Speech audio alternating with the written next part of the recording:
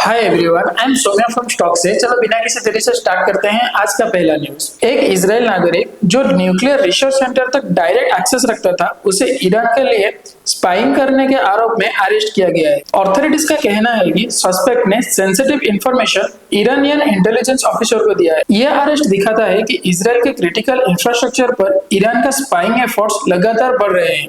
Official ने एक बड़ा जांच शुरू कर दिया है ताकि सिक्योरिटी ब्रीच के इम्पैक्ट को समझा जा सके और आगे इंटेलिजेंस लीक्स को रोका जा सके। इसी के साथ अगर हम नेक्स्ट न्यूज के बारे में बात करें तो इंडियन रेलवेज ने 2030 तक net zero carbon emission achieve करने के लिए एक पावरफुल प्लान तैयार किया है। ये प्लान रिन्यूएबल, न्यूक्लियर और थर्मल पावर का मिक्स लेकर आएगा ताकि एनर्जी एफिशिएंसी बढ़ सके। रेलवे इलेक्ट्रिफिकेशन और नए एनर्जी एफिशिएंट टेक्नोलॉजी से फॉसिल फ्यूल्स की डिपेंडेंसी को काफी कम किया जा रहा है। ये इनिशिएटिव भारत के क्लाइमेट गोल से कनेक्टेड है, जो सस्टेनेबिलिटी को स्ट्रॉन्ग करेगा। हाइड्रोजन पावर ट्रेन जैसे नए इनिशिएटिव सोल्यूशन भी एक्सप्लोर किया जा रहा है, जो रेलवे सेक्टर को और भी इको फ्रेंडली बनाएंगे। इसी के साथ अगर हम नेक्स्ट न्यूज के बारे में बात करें तो इंडिया के फैक्ट्री एक्टिविटीज फरवरी में 14 महीने के लोएस्ट लेवल तक गिर गया है, जो डिमांड स्लोडाउन का सिग्नल देता है।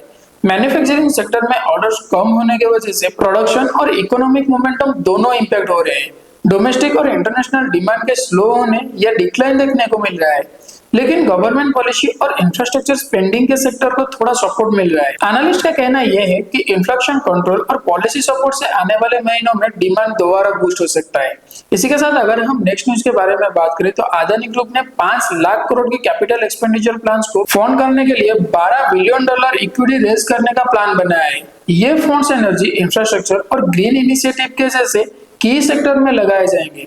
अदानी का फोकस अपनी बैलेंस शीट को स्ट्रॉन्ग करने और डेब्ट पर डिपेंडेंसी कम करने का है। रिन्यूएबल एनर्जी, पोर्ट्स और डेटा सेंटर जैसे सेक्टर में एक्सपेंशन का टारगेट है, जो कि भारत के एक लॉन्ग टर्म ग्रोथ प्लान्स के साथ अलाइन करता है। ये fund raising effort global investor को अट्रैक्ट करने के लिए भी एक बड़ा कदम है। इसी के साथ अगर हम नेक्स्ट न्यूज के बारे में बात करें तो ग्लोबल ट्रेड रिसर्च इनिशिएटिव की रिपोर्ट के मुताबिक भारत के टैरिफ्स पूरी तरह से WTO के रूल्स के कंप्लायंट है। ये भी हाईलाइट किया गया है कि इंडिया के यूएस एक्सपोर्ट में लोकल वैल्यू एडिशन काफी कम है और इंपोर्टेड कंपोनेंट्स ज्यादा निर्भर किया जा रहा है। मैन्युफैक्चरिंग सेक्टर में कॉम्पिटिटिवनेस बनने के लिए डोमेस्टिक प्रोडक्शन और लोकल सप्लाई चेन्स को स्ट्रॉन्ग बनाना बहुत जरूरी है। अगर ये पॉलिसी सही डायरेक्शन में इंप्लीमेंट होता है तो इंडिया का ग्लोबल ट्रेड पोजीशन और भी ज्यादा स्ट्रॉन्ग हो सकता है। इसी के साथ अगर हम नेक्स्ट न्यूज के बारे में बात करें तो फार्मा कंपनीज ने यह कंसर्न रेज किया है कि ट्रम्प के रेसिप्रोकल टैरिफ्स के प्रपोजल से इंडियन जेनेरिक ड्रग्स यूएस में महंगा हो सकता है।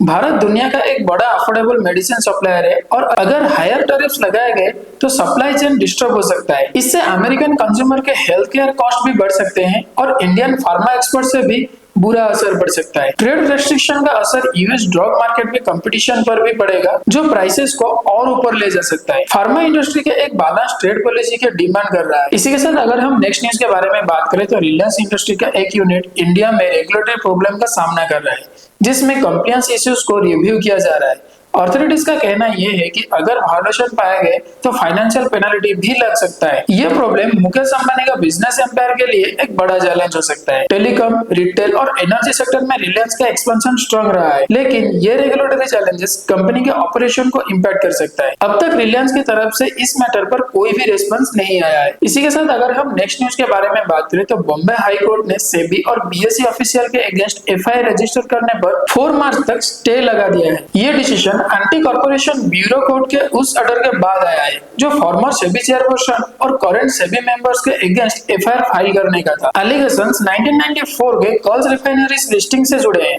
लेकिन सेबी और बीएसई का कहना यह है कि जिन ऑफिशियल्स पर आरोप लगाए हैं वो उस टाइम अपनी पोजीशन पर नहीं थे। इस केसेस से मार्केट रेगुलेशन पर पास्ट कॉर्पोरेट एक्टिविटीज पर बढ़ता प्रॉब्लम का सिग्नल दिखता है। इसी के साथ अगर हम नेक्स्ट न्यूज के बारे में बात करें तो आईआरसीटीसी को अब नवरत्न सीपीएसई का स्टेटस मिल गया है, जो इसके फाइनेंशियल ऑटोनॉमी को बढ़ाता है। इस अपग्रेड से आईआरसीटीसी को इन्वेस्टमेंट और स्ट्रेटेजिक डिसीजन लेने में और फ्लेक्सिबिलिटी मिलेगा। रेलवे सर्विसेज, टूरिज्म और ई टिकटिंग में इसका मार्केट पोजीशन और स्ट्रॉन्ग हो जाएगा। ये रिकॉग्निशन भारत के पीएसयू रिफॉर्म्स के एक हिस्सा है, जो पब्लिक सेक्टर के एंटरप्राइजेस को और ज्यादा एम्पावर कर रहा है। आईआरसीटीसी के नए एक्सपेंशन प्लान्स रेलवेज और हॉस्पिटैलिटी सेक्टर के फर्दर ग्रोथ के लिए बेनिफिशियल रहेंगे। इसी के साथ अगर हम लास्टली क्लोजिंग बिल के ऊपर ध्यान दें तो सेंसेक्स में 112 पॉइंट की गिरावट के साथ आज बंद होने को देखने के लिए मिला है और निफ्टी भी 22,150 के नीचे ही सेटल हुआ है। IRL CIL के शेयर में 2% की गिरावट देखने के लिए मिला है। तो ओवरऑल ये था आज का न्यूज अपडेट। अगर आपको हमारे वीडियो अच्छा लगा हो या फिर कुछ भी इंफॉर्मेटिव लगा हो तो आप हमें लाइक करें, शेयर करें और सब्सक्राइब करना मत भूलें। तब तक के लिए हम रहते हैं और मिलते हैं एक नए एपिसोड के साथ।